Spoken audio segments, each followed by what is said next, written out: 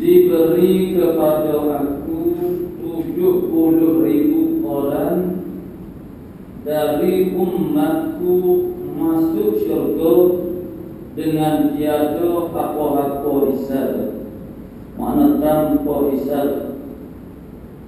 Bermula muka mereka itu seperti bulan purnama, dan hati mereka itu bersatu sebagai orang yang satu. Maka memohon aku kepada Tuhan Azza wa Jalla bahawa diperlebihkan sedikit lagi, rupa-rupanya dilebihkan tiap-tiap seorang daripada 70.000 itu boleh menarik 70.000 pulau. Wala musannif rahimahullah ta'ala, hadis yang diriwayatkan oleh Imam Ahmad bin Hanbal di dalam Musnad dia. Kitab Imam Ahmad, kitab hadis dia dipanggil Musnad Ahmad.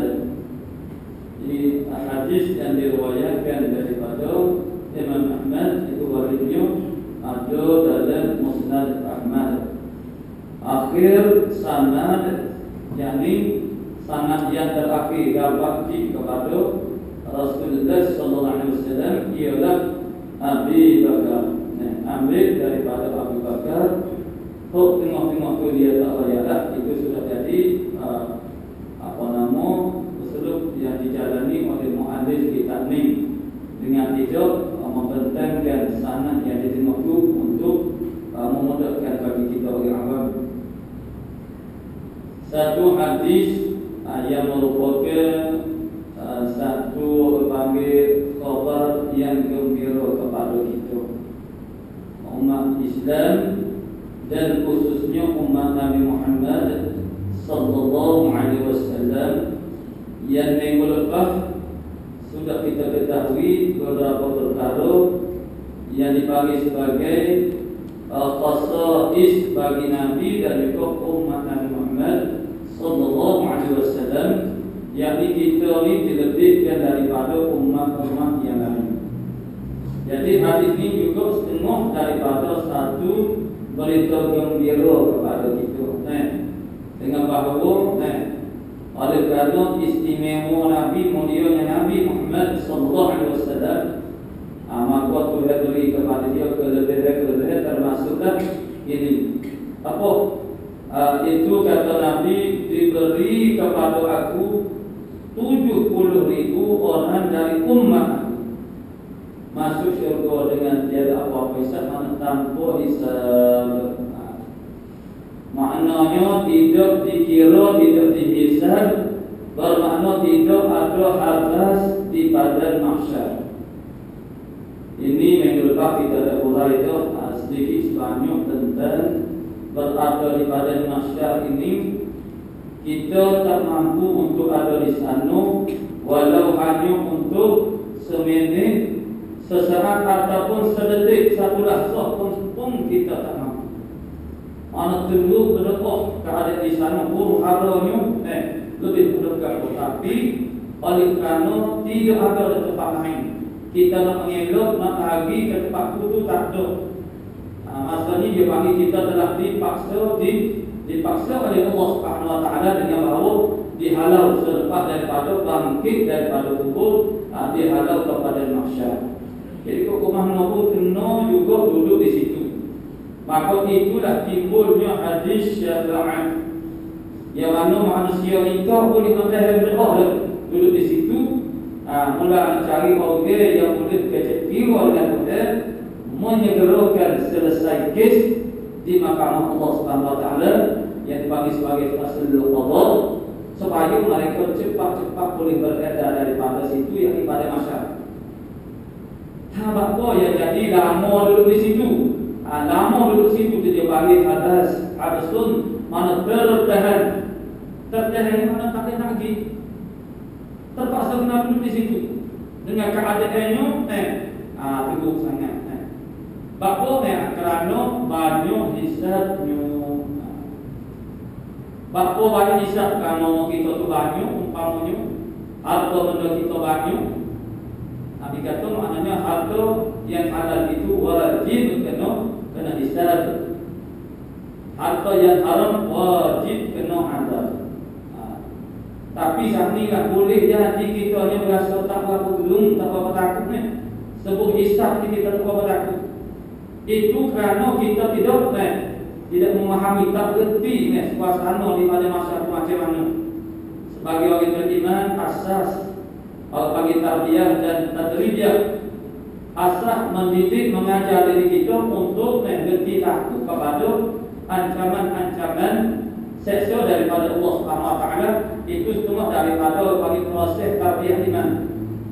Jadi kalau kita tidak mengikuti proses ini, akhirnya kita dia takut, sebut yang tua tak takut, Tuhan kita tak takut, habas di pada masyarakat lagi-lagi tak takut. Jadi makna kita kena faham masalah. Apa panggilnya buruknya, mana teruknya berada di pada masyarakat. Jadi habas itu macam mana suasana? Mana terhabas, mana tertahan di pada masyarakat.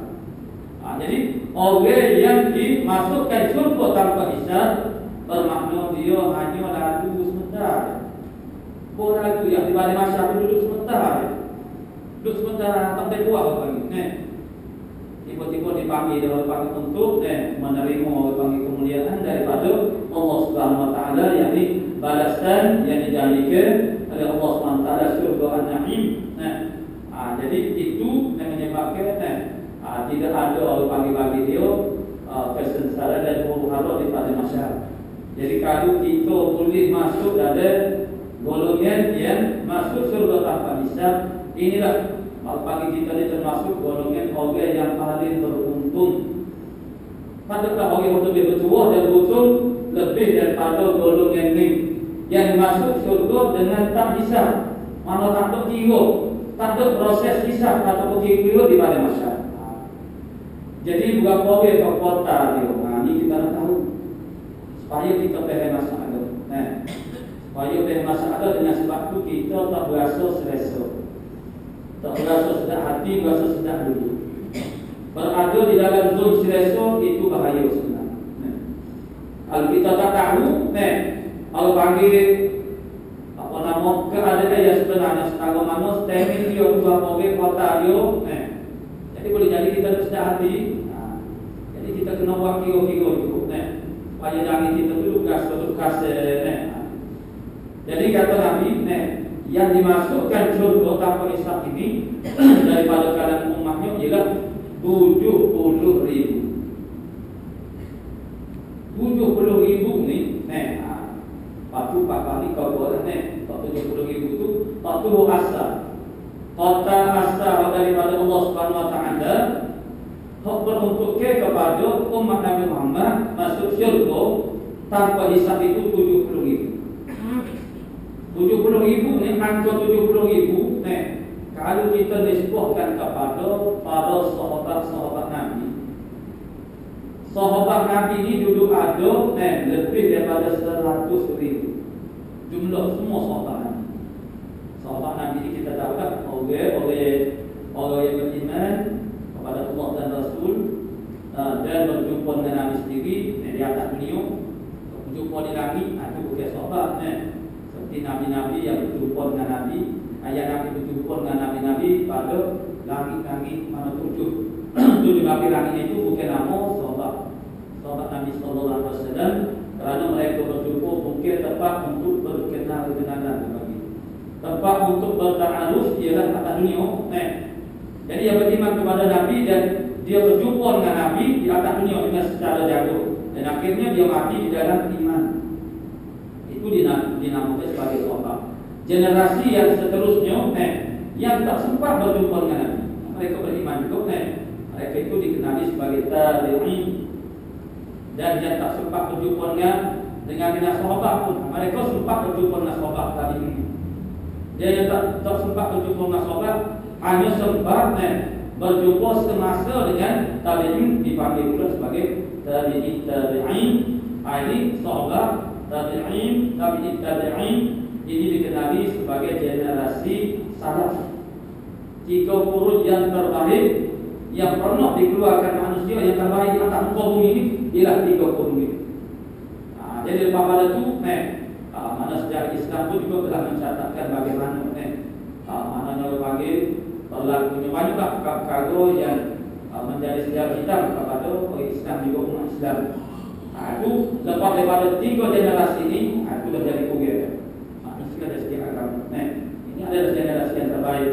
Jadi kadang-kadang sahabat sahaja pun 100,000 lebih jumlah mereka. Patut tabi'in lebih lama lagi. Jadi agak-agak macam mana? Itu umat yang kamu dia. Apa dah maksud kamu? Di mana kita? Adakah kita ni salah seorang daripada 70,000 itu? Kalau itu kita kena tahu bagaimana sahabat yang Nabi kata khair kurni sebaik-baik kurun ialah kurun aku. Iman mereka setara mana, amal mereka setara mana, kecintaan mereka terhadap Rasulullah macam mana. Ini punya Isra Mi'raj, punya makhluk. Kita dengar tentang kecintaan para sahabat salafus saleh kepada Nabi hebat-hebat. Dan kita ni tak ada apa Jadi di mana kita dengan angka 70,000 itu yang namanya sahabat tabi'in. Apakah lagi orang lebih daripada 3 generasi ini? Generasi lebih daripada mereka. Nak sabar kepada kita ni pun tak begitu banyak generasi yang terdiri daripada para alim ulama yang hebat-hebat. Jadi nampak 70,000 yang pertama ni tentu kita ni tak nampak jalan dia. Tak nampak jalan dia. Dengan pagi kita duduk sekarang lagu ni, malaikat kita ni jadi Walaupun umat yang kemudian itu dia akan jadi kuget, tetapi di sana dia ada jadi seseorang itu dia lebih baik daripada orang itu yang dahulu daripada dia. Secara individu, secara umumnya umat yang kemudian ini semakin debet. Ini Islam. Jadi maknanya jauh tak tempuh dengan itu. Tapi begitulah Nabi dia tidak puas hati. Untuk umatnya apa yang dipikirkan selalu ialah yang terbaik. Nomor satu kali terselamat daripada api neraka. Itu yang kita sebut. Jadi kalau bukan tertentu ketika Allah Subhanahu Wa Taala menawarkan kepadanya untuk meminta apa saja untuk memuaskan hatinya, fatardo asalkan muka hati mintalah apa saja. Nabi menjawab, "Idzal jalal lam arda wahidan min ummati finnar."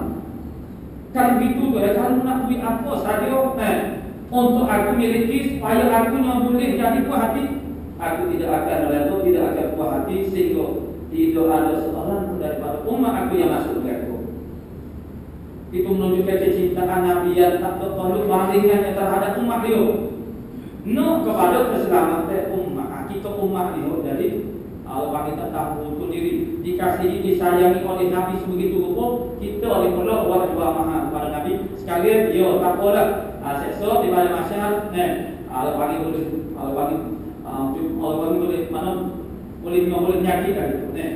Tahulah Allah bagi apa barulah masa itu kita tahu yang kita kepada Nabi. Yang ini dari segi syafaatnya yang kita cerita dulu. Kepada ayat aturannya ialah sumber ayat haulun Nabi pada akhir Nabi Muhammad sallallahu alaihi wasallam.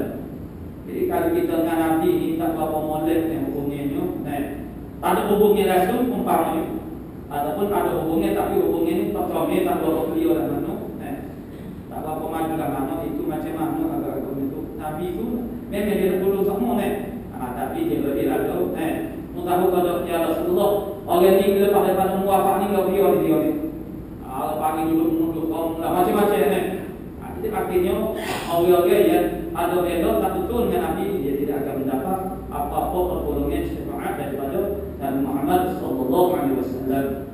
Jadi Nabi memang Allah panggil sentiasa dalam fikiran dia ialah tentang keselamatan umat dan kebaikan yang terbaik bagi umat. Begitu Allah Taala peruntukkan 70,000 yang masuk surga tanpa hisab. Yang mana diceritakan keadaan orang ini macam mana, wujuhuhum kal qamari lailatal badri, wajah mereka itu seperti bulan pada malam bulan purnama. Yang diterjemahkan mana wajah mereka seperti bulan purnama. Yang ceria, yang teruju, yang seronok, yang gembira. Tak gembira, tak seronok, tak suka macam mana? Mana boleh masuk surga dengan sebegitu mudah? Itu mana keadaan orang yang berbahagia. Patu pula wa qulubuhum ala qalbi rajulin wahid. Hati mereka seolah di atas satu hati orang lelaki. Maknanya hati kita ni ramah ni hati ni lain-lain. Itu dari kata-kata sebenarnya kata agama sama kita tapi hati lain-lain. Tapi di sana ahli surga tidak ada lagi ikhtilaf qalb. Mana tidak ada lagi ikhtilaf ra'i.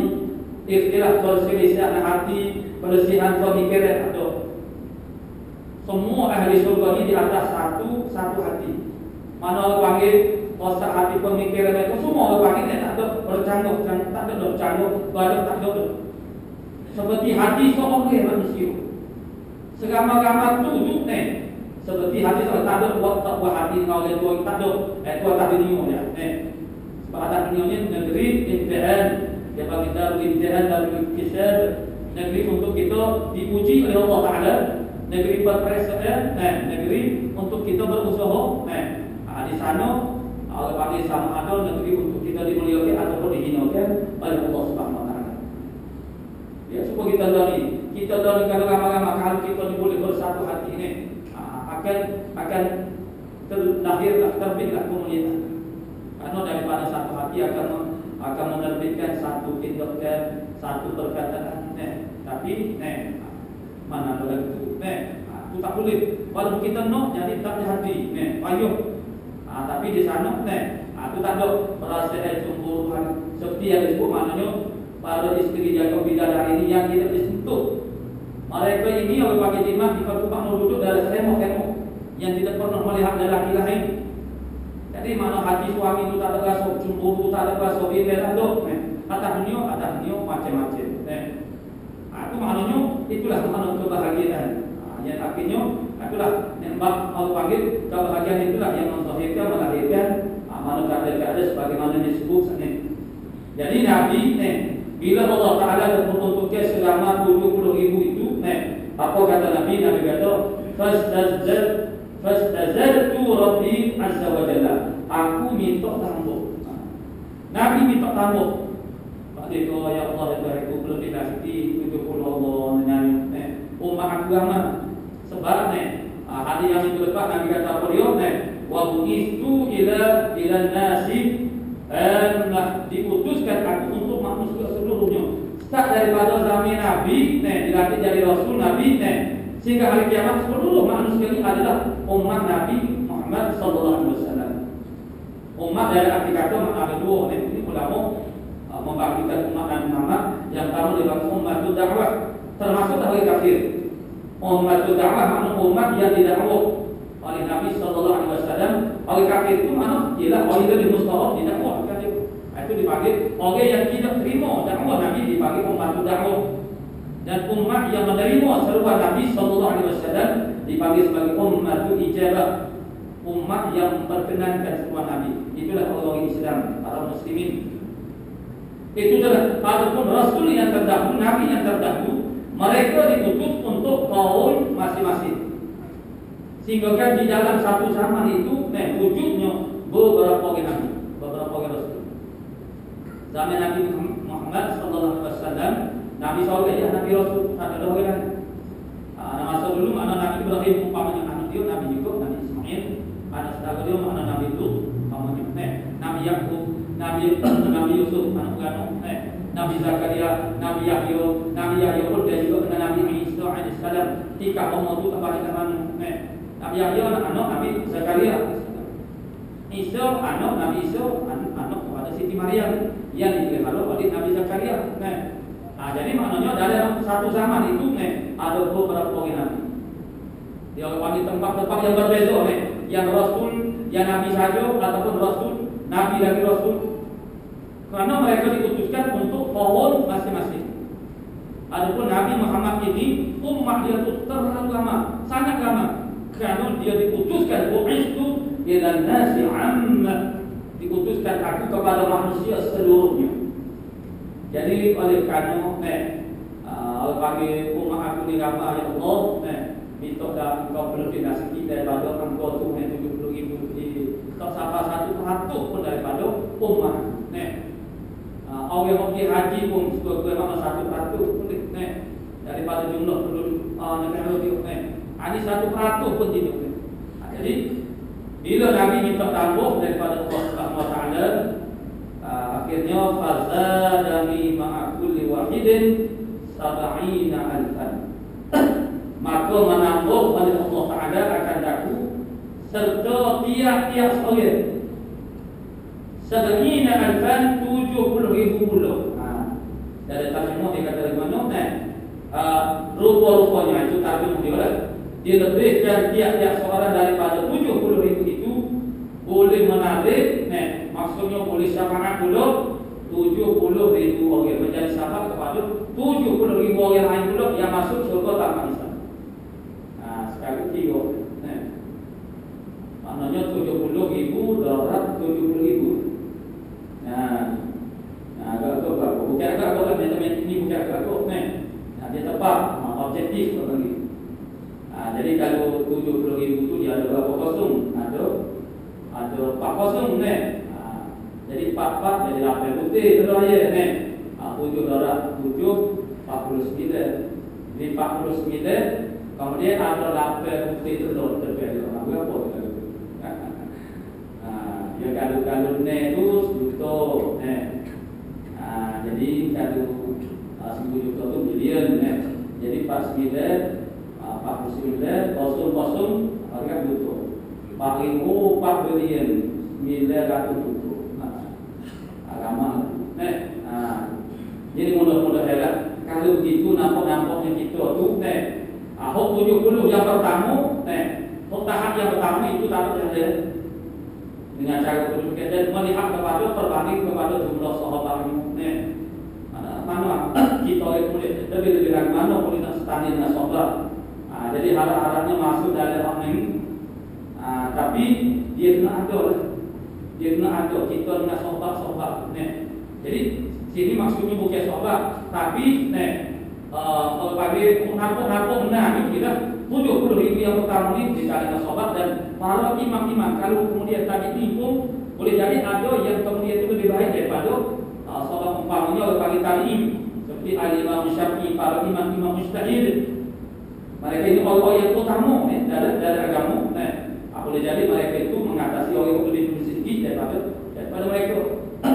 Jadi Allah ini. Jadi kita tu kalau kita masuk dengan mana-mana mereka tu, dia kena ada hukum ni. Pokoknya kita kenal dia. Kalau umpama Nabi itu nombor satu kali Nabi lah. Nabi itu kita kenal pada dia. Dan bagaimana sepatut kita buat Nabi itu buat. Itu mana itu kita dah belajar mana cakap kita. Oh yang muduknya. Apa sepatutnya Allah panggil kita dengan Nabi. Nabi terhadap kita umat ini.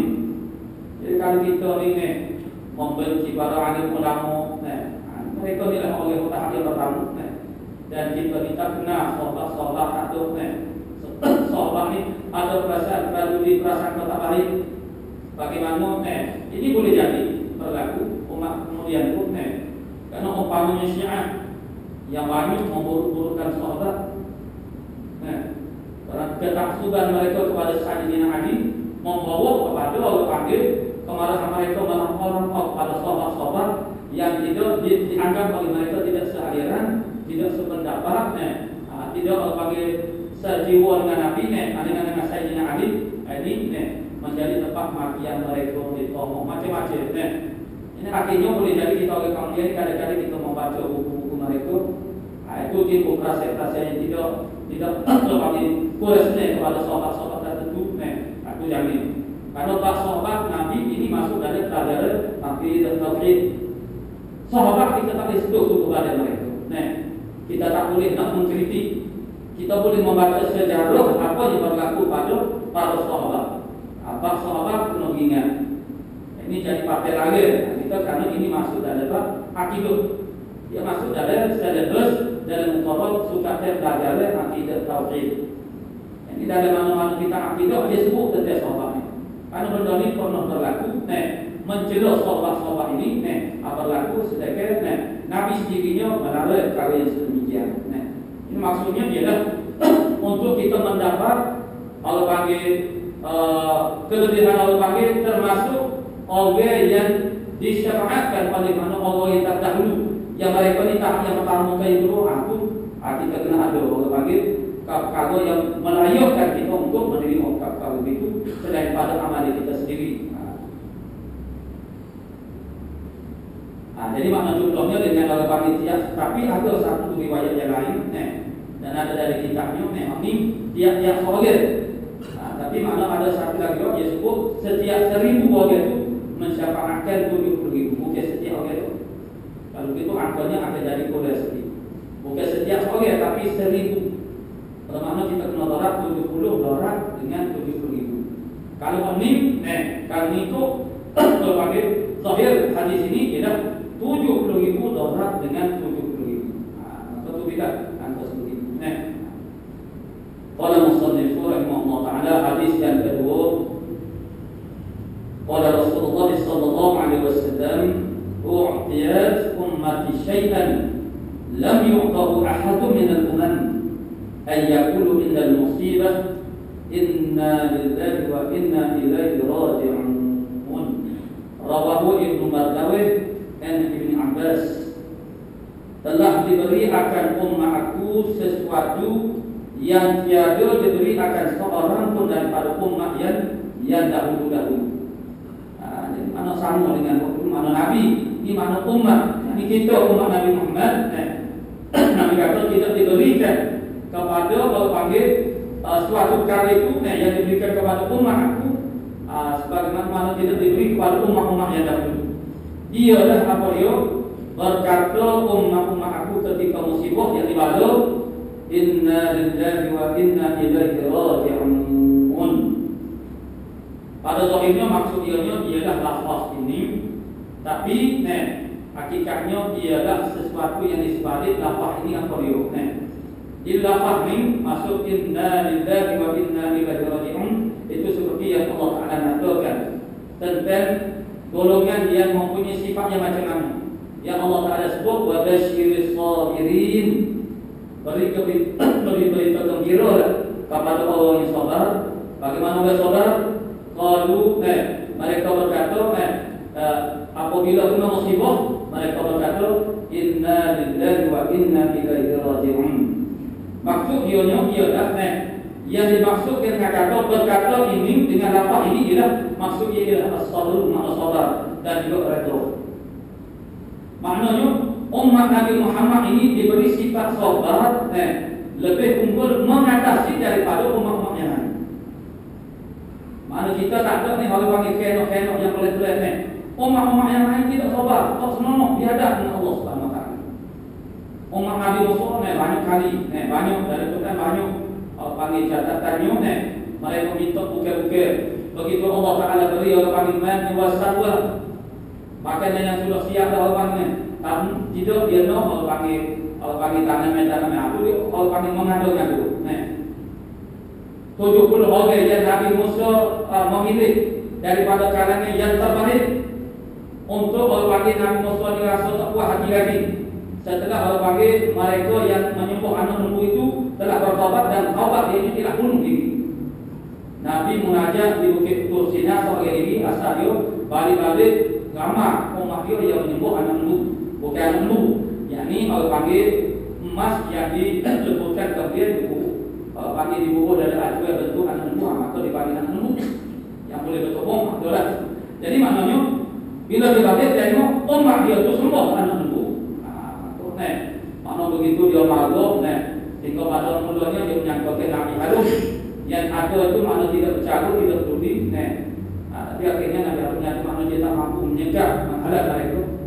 Lalu mana turunlah firman Allah Ta'ala untuk mereka bertaubat ialah dengan bunuh diri.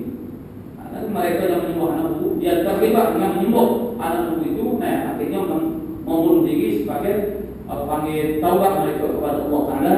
Maka tinggallah orang-orang yang tidak menyembah lembu. Itu Nabi Musa dia tak puas hati lagi, kerana dosanya sangat besar syirik kepada Allah Ta'ala. Lalu dia pilih 70 orang daripada kalangan yang terbaik, yang paling jauh, yang paling baik daripada umat dia Bani Israel, yang mereka tak terlibat dengan semua lembu. Lalu dibawa ke Bukit Tur Sina. Dan di sana mereka bersama dengan Nabi Musa AS mengajak kepada Allah berpuasa. Akhirnya dipanggil dizahirkan kepada mereka kalam Allah. Dan itulah perangai Yahudi. Kata mereka itu begitu nak bohong. Lalu mereka meminta dengan Nabi Musa supaya Nabi Musa tunjukkan Allah Subhanahu Wa Taala secara konkret. Dengan perkataan mereka lan nu'mina laka hatta narallaha jahra. Kok beriman molek-molek kepada Nabi Musa, lepas pada itu kan kami tidak akan beriman kepada kamu Musa, sehingga kami boleh tengok Tuhan secara tegak-tegak. Maka kami mari melaka sama mereka mati yang jadi belum begitu. Tinggal Nabi Musa cokok sawi-sawi, lepas sawi-sawi kata seperti itu. Nabi Musa mikir sawi. Aku ambil 70 orang ini, goyah kata nak mari taubat dengan Tuhan, menajak dengan Allah Ta'ala. Lepas tu aku balik gabung sore-sore aku hotel-hotel pada mau tanya mana ayo aku apa aku aku nak jawab ke mana ya Allah dulu dah kalau panggil pilih balik tanya kakak tak nak jawab kalau orang kakak tanya kalau panggil pilih biar terbaik untuk semua hal dibunuh harus balik kena ada maafkan dulu aku lagi tu lalu Allah Ta'ala memperkenankan doa Nabi Musa lalu diperhidupkan 70 orang ini satu demi satu.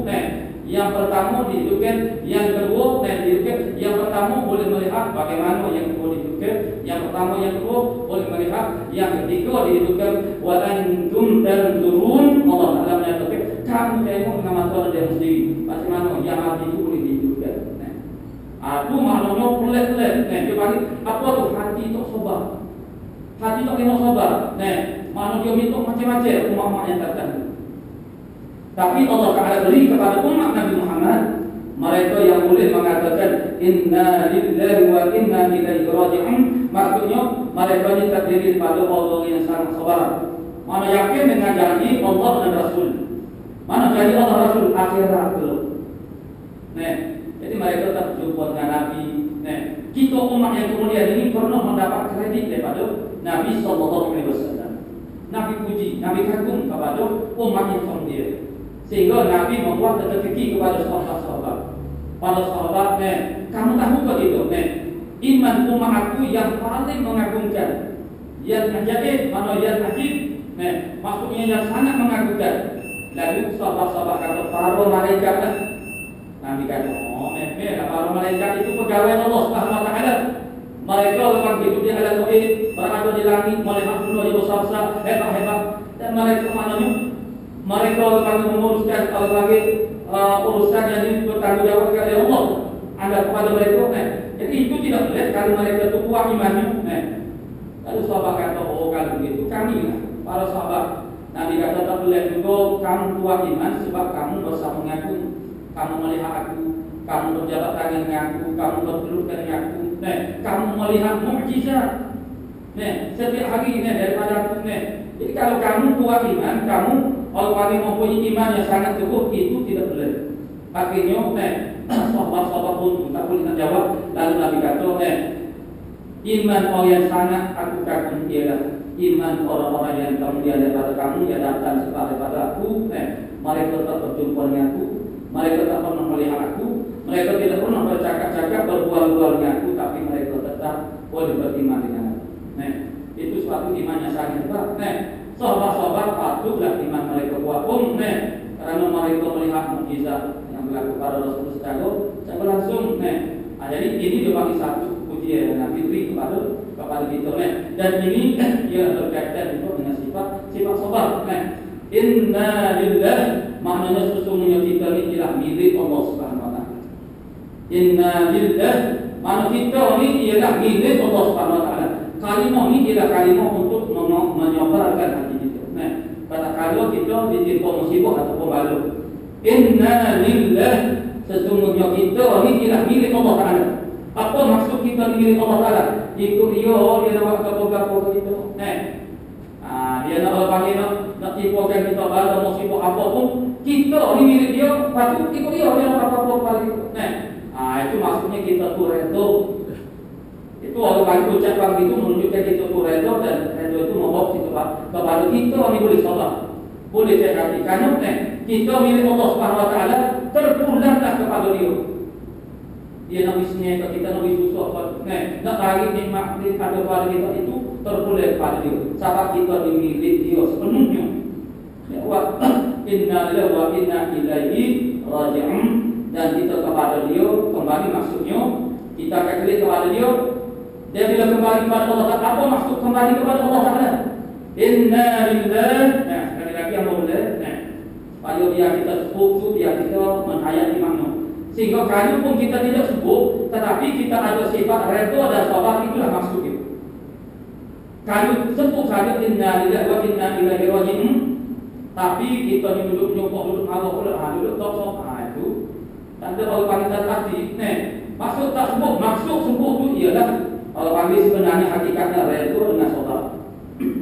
Jadi inna lillahi, kita ni ialah milik Allah Subhanahu Wa Taala. Maksud apa dia kita milik Allah Taala? Terpulanglah kepada dia. Dia nak buat apa-apa kepada kita pun ikut dia. Kalau dia Tuhan kita dihamba, kita ni milik dia. Lepas tu wa inna ilaihi raji'un, dan kita ni kembali kepada dia. Apa maksud kita kembali kepada dia? Fa mujazin alaina, maka dia membalas di atas kita. Jadi janji Allah Taala dengan kita sabar dan redha, kita akan dapat pangkat dan juga pahala di lebih besar. Ataupun kita tak sabar, kita tak redha, sesok kita klik kepada Tuhan. Bila klik kepada Tuhan, kita tak redha, tak sabar, dia mungkin malu ke Tuhan. Bapa mu tak sabar, bapa mu tak redha. Orang lain lebih daripada mu, tak kuat mu ni sakit je. Itu makna inna wa inna ilaihi raji'un, dan kita kembali kepada dia. Jadi kita dimiliki Allah Subhanahu Wa Taala.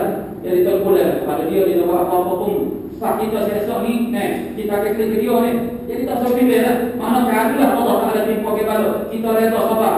Kita akan mendapat janji Allah Subhanahu Wa Taala. Tidakkah itu lebih hebat daripada mana-mana janji selain daripada janji Allah Subhanahu Wa Taala? Jadi kita tidak akan rasa keras, kecewa. Orang beriman orang yang sangat bermotivasi dalam hidup dia.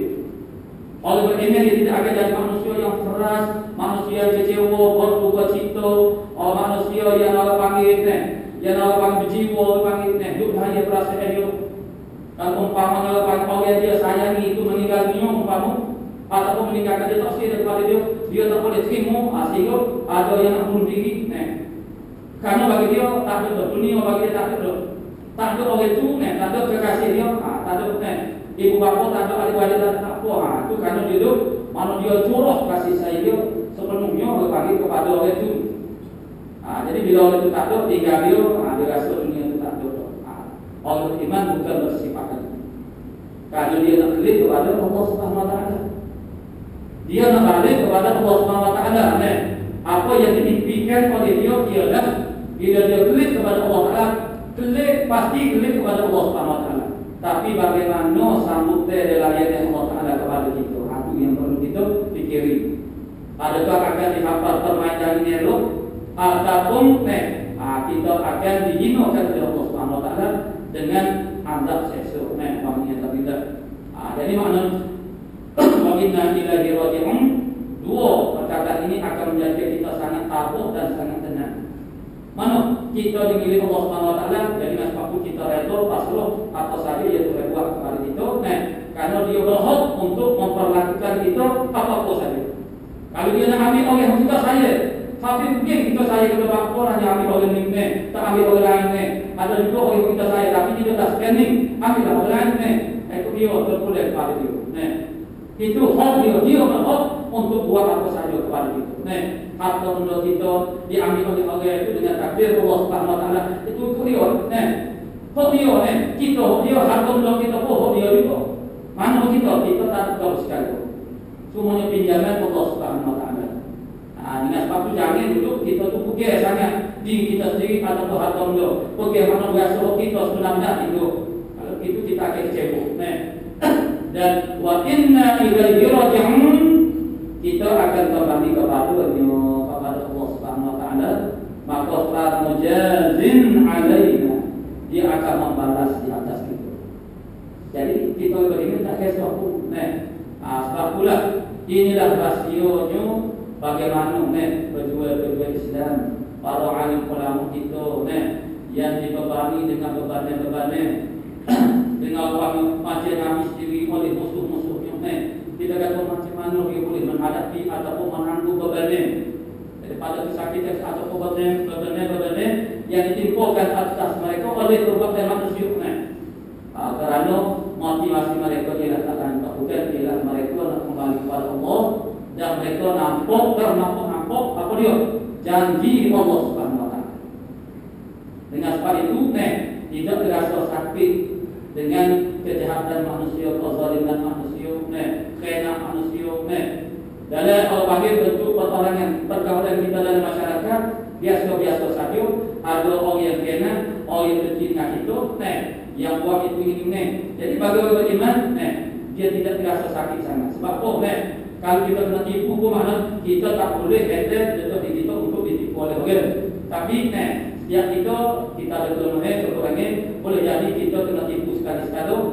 Tapi bagi orang beriman, dia mengambil ibrah pengajaran, dia tidak akan membenarkan dia ditipu dengan cara yang sama. Tapi boleh jadi dia ditipu oleh orang kerana dia tak sanggup dengan orang lain atau supaya. Padahal sampai sekali makan. Kalau kita tunjuk lemah sangat, itu kita akan jadi makan orang. Dia orang panggil kita tunggu masuk untuk orang panggil kita tergalih dan kita tak sanggup makan kita akan jadi makan dari itu. Akhirnya kita akan sakit. Tapi orang yang hatinya orang penuh dengan iman, dengan orang kita yang mempelajari iman, dia sakit itu sikit-sikit sementara saja kesakitan sebab sembuh dengan pelajaran iman.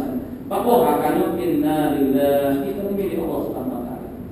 Walaupun manusia kena kepada kita, hakikatnya itu rancangan daripada Allah Subhanahu Wa Taala. Fatu'me wa inna ilaihi raji'un. Sesungguhnya kita kepada Dia kita kembali. Jadi apa yang nak disedikit, apa yang kita nak keras, nak kecewa, apa yang kita terkilai, tak puas hati, kerana kita berhak mendapat janji daripada Allah Subhanahu Wa Taala. Sekiranya kita boleh redha dan kita boleh sabar dengan musibah-musibah dan cobaan. Maka ini salah satu daripada khasais keistimewaan umat Nabi Muhammad SAW. Mana Allah Taala anugerahkan kepada kita, kalau bagi suatu kepribadian mana lebih sabar berbanding dengan umat-umat yang lain, maka kita mendapat satu ungkapan yang khusus. Mana kita diajarkan, kita diajar oleh Allah Subhanahu Wa Taala sendiri. Allah Taala sendiri yang mengajarkan kepada kita, supaya mengatakan bila kita kena musibah, kena kesusahan, inna lillahi wa inna ilaihi raji'un. Kita kata itu juga semua daripada mengajar hati kita untuk jadi sabar dan juga redha. Jadi di atas keistimewaan dan kelebihan Allah Taala beri kepada umat Nabi Muhammad, yang kita yang jelas sebahagian daripada umat Nabi Muhammad, kita sangat-sangat bersyukur. Cara sangat-sangat bersyukur ialah menambahkan lagi apa nama orang ibadat itu. Seumpama Nabi kita lebih dengan Allah Taala kauta masuk surga tanpa hisab, maka kita juga bersyukur di atas nikmat itu. Kita juga kena menambahkan, sentiasa meningkatkan amalan kita dari segi kuantiti dan juga kualiti. Mana dari segi jumlahnya banyak, dan semakin comel, sempurna, cantik ibadat kita, semakin kosong dan semaya, sehingga di hari tua kita tidak lagi lagi mendapatkan perhatian daripada makhluk. Karena kita nak berapa nak dia. Jadi tak kisah, tidak akan dijumpa lagi penyakit kesi, rasa sunyi, jiwa, aku mana tu biasa berlaku kepada orang ramu, orang tua, aku kerana mereka tidak ada persiapan untuk akan menghadapi hari tua mereka. Ya sepatutnya mereka tasawufkan sepenuh masa mereka, tumpukan perhatian mereka untuk berdamping dengan Allah Subhanahu Wa Taala, bukan untuk memikir supaya untuk mendapat perhatian manusia lagi. Jadi pada masa itu kalau orang nak kisah kepada kita pun kita tak ada apa-apa. Tapi sebaliknya, kalau kita ngomong lagi kepada perhatian manusia, kita lagi kecewa. Kalau kita ngomong kepada perhatian manusia, mana Tuhan kita tak apa-apa namanya, Tuhan pun tinggal hidup itu. Manusia tertuduh bila kita tua ni, siapa-siapa dia pun tak. Segala bentuk kualiti yang ada pada dia semua jadi dia.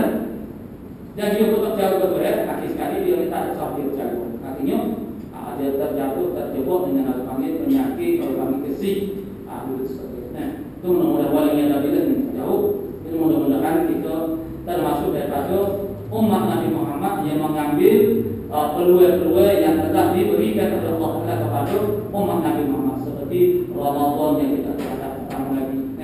Ramadan satu cara untuk kita jadi mengatasi daripada umat-umat yang lain dengan ganda ibadah dan juga perkara-perkara lain. Qala musannifu rahimahullah ta'ala seterusnya u'tul ajira ajrahu qabla an yajifa aradu ila Allah subhanahu a'lamu bisu a'udhu billahi minash Bismillahirrahmanirrahim. Alhamdulillahi rabbil alamin. Wassalatu wassalamu ala asyrafil anbiya'i wal mursalin wa ala alihi wa sahbihi. Allahumma taqabbal minna innaka antas sami'.